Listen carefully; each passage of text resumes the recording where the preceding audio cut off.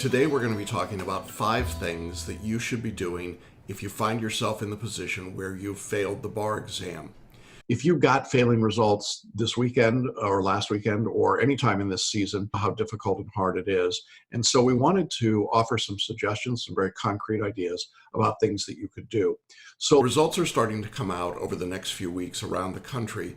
And I know that there are going to be a significant number of people who will fail their exams, and I want to make sure that you have some idea of what to do. If you've gotten your results as you're listening or watching this, there's certainly some steps that you can take right now, and I want to outline for you today 5 specific things that I think could make a difference for you if you did fail your bar exam. We're going to go through each one of those, and I hope you'll listen and take some notes and use this information to your own best benefit. First thing that I think is important to say about failing the bar exam is that when we talk about failing the exam, there is a distinction to be made between failing the test and actually being a failure. I recognize that many people equate those two things. They'll say to themselves, I failed the test, therefore I am a personal failure.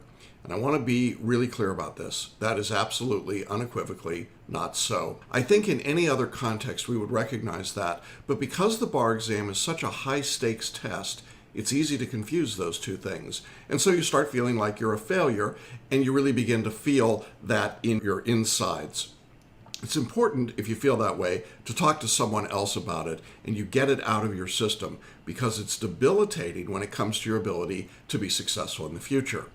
But it can also impact the quality of your life, the quality of your relationships, the quality of your work. And so I just want to overview with that if you failed the bar, what it means is that for a day or 2 days or 3 days, when you sat for a test, you simply did not perform in a way that some third party arbitrarily decided was insufficient or not good enough. It doesn't really mean anything about your personal success or your personal ability. And in point of fact, if you were good enough to get to the bar exam, that is, to get through law school, then you're good enough to pass the bar exam, and you're really a success by most measures in the world. It's just for those specific days you didn't reach the threshold or the bar. Now, with that thought in mind, and I know that's a lot to absorb and take in, but I want to give you 5 strategies for things you should be doing now that you've found out that you failed. And I want to talk about each one of those specific items. The first thing that we want to talk about here is the notion of what to do if you fail, and the first thing you have to do is to grieve it. Now, what I mean by grieving it is that you need to have the ability to just emotionally let go. You have to be able to say, this is really awful, it feels terrible, and you've got to give yourself the opportunity to grieve it and get through that process. For some people, that means really long cries. For other people, it's walks in the wood, maybe somewhere in upstate New York. For some people, it will be screaming and yelling. For other people, it's just getting away from everyone else. Ultimately, though, the goal here is that you understand and begin to recognize that you've just got to let it out. If you hold this feeling inside, you're going to have a real problem. It's going to build up, and ultimately it's going to explode. And the problem is much like this sneeze that I'm about to have one day. It just blows up and you're like, oh my God, there's that sneeze, and then it's bad. You want to make sure that you let go of this feeling. It's going to happen, and it's going to happen at an inopportune time and in an inopportune way. So the first thing that I want you to do is give yourself the opportunity, just as you would in any traumatic situation or any bad situation. You've got to be able to grieve what happened. The truth is we all grieve differently, and there's no one right way to do this, and some people would say, oh, you're just overreacting. Why are you so upset? It's just a test. And yet other people, I think, clearly would recognize what a critical test this is and how much is at stake. And so there's really no one right way or single way that you go through that grief process, but you still have to go through it. Now, I'm worried when I encounter bar takers who failed, who say, stoic, I'm not going to respond to this at all. And at that moment, I think they're being absolutely truthful and correct. But ultimately, at some stage, it will come back and there will be an impact. And one of the things that we want to avoid here is the equivalent of post-traumatic stress disorder, because those things tend to appear, those symptoms appear when stress comes back up later. And as you're studying and retaking and sitting for the bar exam, that's obviously the moment when that unresolved grief can jump up and grab you, causing enormous stress and anxiety. And so you want to give yourself a little bit of time. What that really means in practical terms is if you get your results on a Friday, give yourself the weekend to grieve. If you get your results on a Monday, give yourself till the middle of the week, 2, 3, 4 days to get through that process before you start making significant decisions about what you're going to do next. All right, so item number 2 is that you have to do first things first. You have to do the things that are necessary because you have to forgive yourself. And so the second step is to forgive yourself. And what I mean by forgiving yourself is really very simple. When you fail the bar, it feels, as I said at the beginning, a personal failure, like you are a failure. But beyond that, many bar takers, in my experience, start to blame themselves. They start to feel as though they're insufficient in some significant way. For example, I'll hear things like, well, I didn't study hard enough, or I didn't study properly, or I used the wrong bar review, or I studied the wrong materials, or I didn't focus on this part of the exam, or I didn't spot the 8 issues that somebody told me were going to be on the test, whatever it might be. And as a result, we tend to carry those things like burdens, and we carry them with us all the time. The reality of that is that many people end up in a circumstance in which they literally can't figure out what to do next. So this second step is critically important. You need to forgive yourself. You have to let go of whatever happened, whether it was right or wrong, or whether you think that worked or didn't work. You need to let go of it. You need to forgive the errors that you might have made. Maybe they were errors, but maybe not. It's okay either way. The danger of not forgiving yourself is that there's a tendency then to become defensive about what you did. To say, in effect, I'm not going to forgive myself, so I'm going to claim that everything I did was right and perfect, and therefore my result, my failure, was everyone else's fault. We call that the blame game. It's very dangerous to do that. And I want to encourage you that if you get a failing result, be kind to yourself. Be gentle with yourself as you go through. Remember, step number 1 was the grieving process. But you also have to recognize that the tendency in step 2 will be to blame yourself along with a lot of other people or entities. You'll blame the bar examiners, you'll blame your law school, you'll blame the American Bar Association, you'll blame your bar review, you'll blame me, whatever it might be. But the reality is that all of that is really just covering for blaming yourself at a deeper level. And so if you don't forgive yourself, it's impossible to move forward. And when I see people who are really stuck in that ongoing rut where they keep doing the same things over and over again, one of the reasons for that is that they haven't forgiven themselves. They're literally wallowing in the same sense of despair and self-loathing and unhappiness with what they did. Did you do everything right? Probably not, but it doesn't mean you did everything wrong either. And I think it's really important that you give yourself a little bit of time to go through that process. Get over it. I suppose lapsed Catholics really appreciate this, but the idea of going to confession, to confess your sins, you get over it, you forgive yourself, you accept the forgiveness, and you move on. That's analogous to what we're talking about here. So item number 2 is to forgive yourself. Item number 1, go ahead and grieve the process. Number 3 in our list, I suppose, is probably for those of you that are a bit more rational and stoic. And number 3 of steps that we want to do is to do a non-emotional evaluation of what really happened. Now, what do I mean by this? Non-emotional evaluation simply is an opportunity or an exercise in which you sit down with a piece of paper and a pen or your digital device, whatever it might be, and you make a list of things that went well for you as you studied and took the bar, and the things that did not go well.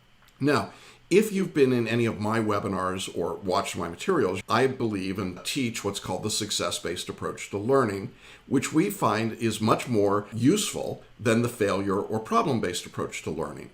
What I would recommend here is that you use the success-based approach. No matter what score you received, we would ask the question, why was that bar exam score so high? Now I know you're saying, wait a minute, Jackson, you've got the wrong video here. I failed. So shouldn't we be asking why it was so low? No, not really. We should ask why it's so high. Why did you get a 134 and not a 130 or a 120 or a 110 or whatever the numbers might be in your situation? We want to find out what you did well, and what is it about your performance that gave you that score and not a lower score. Once you've figured that out, you can begin to evaluate where your strengths are and where you need to continue working. But it's been my experience that when a student ignores their strengths and they focus entirely on the things that didn't work, that they're putting themselves in a deep hole. And one of the ways to get out of that deep hole is to do this non-emotional evaluation. What was good about your studies? And you might say, I put in this many hours. I learned a lot about these subjects. I realized that there were some areas where I didn't know much about the law going in, and so on. And you begin to build on those things that you did. Then you can ask, what wasn't so good about your studies? And you might say, I borrowed somebody else's bar review books, or I didn't study until 4 weeks before the exam, or I was distracted, or I was afraid, and so I tried to memorize at the last minute and recite elements. Being able to non-emotionally evaluate those things is really helpful. What's the best way to do that? It's writing it down. Make a list, look at it, but don't judge it. Just look at it. Simply accept that there are some things you did that were good, some things that probably weren't so good. And if you can get the non-emotional evaluation in your mind, you're going to find it's a whole lot easier to begin to assess what was actually positive for you and what now needs to be corrected. You see, what I find so often is that people only do one side of the evaluation. They only look at what went wrong. That's the problem-based approach to learning. And frankly, I come across a lot of people who come to our course who have taken what I call one of the big box bar reviews, and they failed, and they say, here's everything that was wrong. And I'm not going to lie, there's a part of me that feels pretty smug about that when I hear that, and I want to say, I could have told you all that. But I also know that there were some things, even in the big box bar review, that went right. And the difficulty is that if this particular student is not considering what went right, they're putting themselves in a trap. And I hate to see that happen to anyone. So I want to encourage you to avoid that trap whenever possible. Just make the list and then evaluate it. Now, this list may take you a day or 2 or 3, maybe as you go through that grieving process. And so it's helpful to keep the list with you for a few days and pull it out when you're feeling a little bit less emotional about the results, perhaps when you can talk about them, review them, and not find yourself getting choked up. But then at whatever point that happens for you, look at the list. What was good? What wasn't good? Resolve to work on the things that are strengths to make them better strengths, and then not to focus exclusively on the weaknesses, no doubt about that. But you don't want to focus exclusively on them, and that's why I want you to do this non-emotional list. It's really an easy step. I think in the aftermath of the bar exam, it's easy to feel like everything was wrong, everything was bad. Therefore, I'm no good, I can't do it, I'm bad. We're back up to the very start about you being a failure. And that's the worst thing you can be doing. So that's our third step. It's a non-emotional evaluation. All right, the fourth thing you should be doing if you get into the situation where you find yourself having failed the bar, and it's very simple, but I know it's going to be a tough one for some of you, and here it is. You need to get restarted now. Restart. Some of you are going to say, wait a minute, you told me I needed time to recover. And yeah, you needed a day or 2, but you don't need a month, you don't need 6 weeks, you don't need 6 months. And I understand that as much as I've talked about grieving and forgiving yourself and doing this non-emotional evaluation, you're going to need a few days to do that. But literally, that's a few days, not a few weeks or a few months. Now, in the beginning of the results cycle, it's easy to have the sense, it's a false sense of luxury that you can take some time before you get restarted. That is a huge mistake. You should begin right away. It's an advantage to you if you're sitting for the bar in a jurisdiction like Florida or some of the early UBE states that get their results out early. Unfortunately, if you're in a jurisdiction like California or Georgia that gets their results out very late, you don't get that luxury at all. But either way, no matter when your results came out, you need to get restarted now.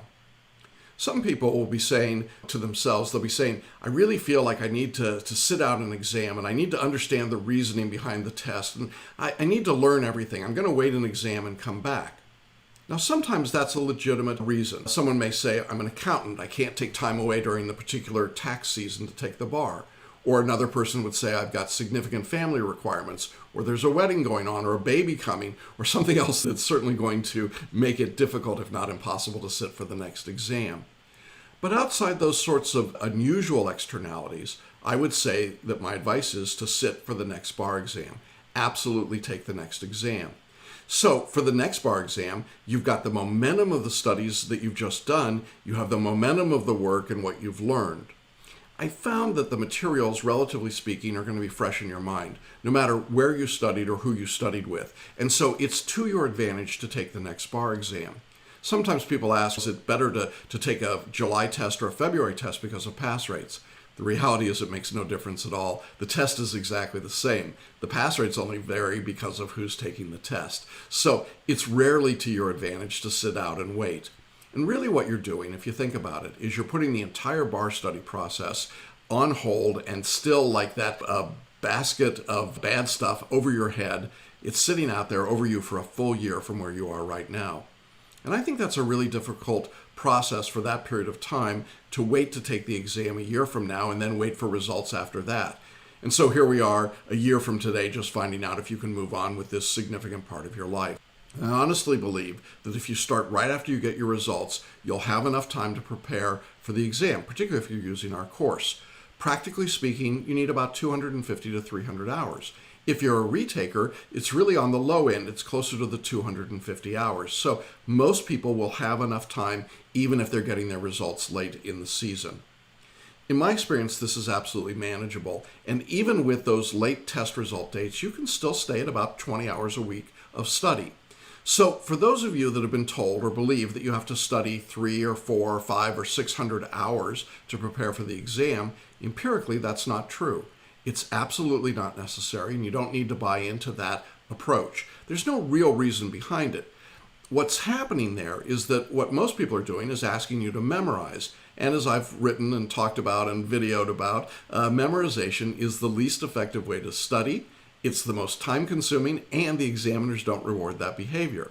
So if you get away from memorization, and if you use an approach to learning, our spaced and stepped repetition package, this is simply learning in small pieces, and then repeating that and learning the way we're naturally wired to learn. As children, we learn by repetition, not by memorization. So you'll have the advantage of learning that way, and you're going to get a much better result. It's hard to get back in and start all over again, particularly if you think, oh my gosh, I've got 4 or 5 or 600 hours of study ahead of me. And the truth is, you really don't need to do that.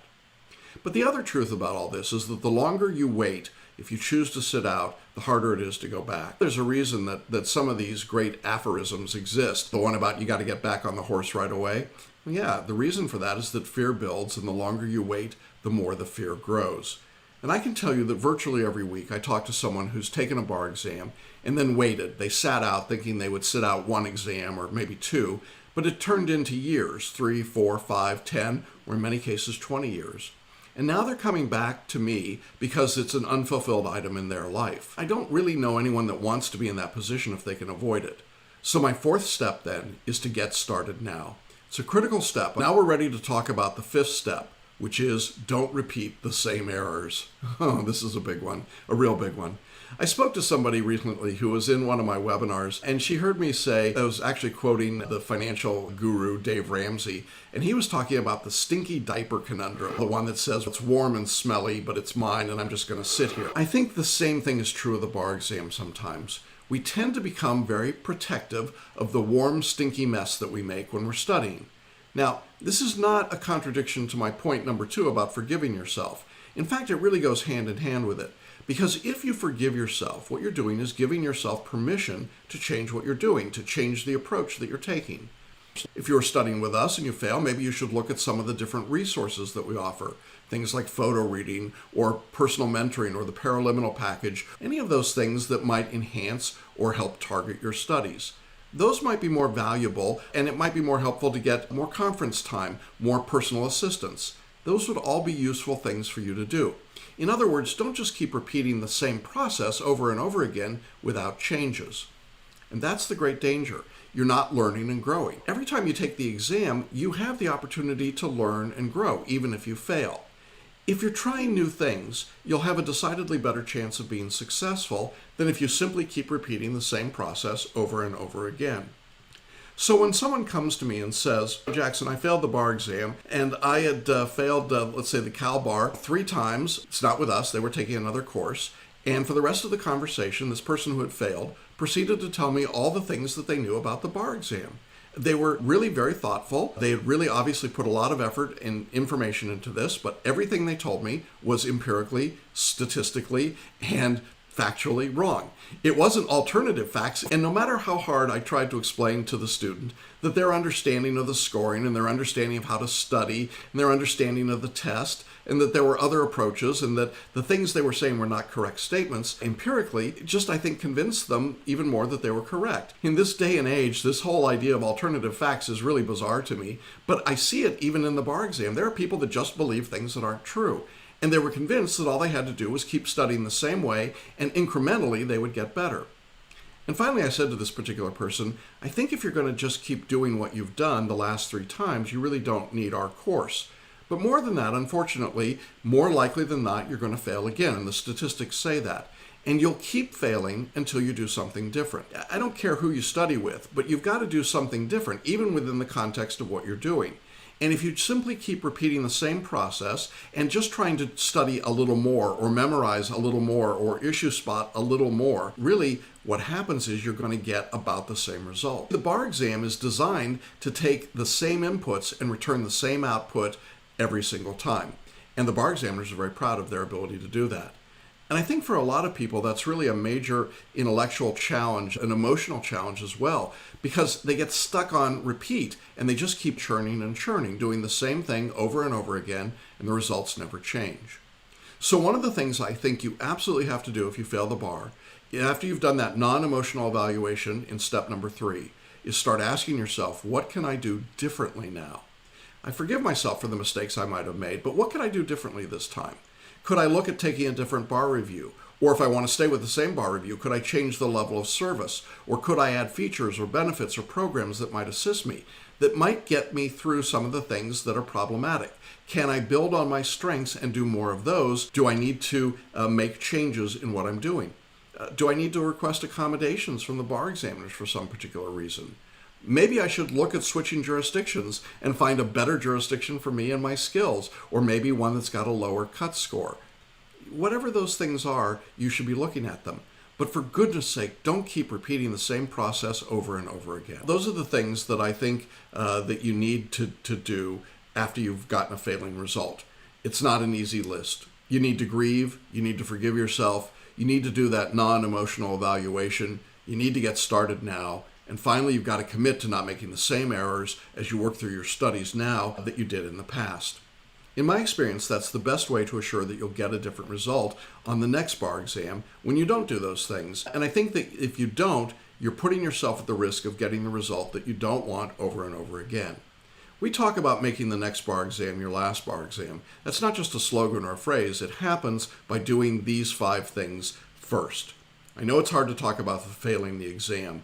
It's hard to think about it before the results come out, if you're watching this before your results have come out. But I'll tell you, it's really tough after the results come out if you're someone who's failed the test. But if you take to heart what I've said today, I can tell you that it's made a huge difference, and I've worked with people in every exam who've done exactly these 5 things, and they've turned their failing results into passing results. And that's what I want for you.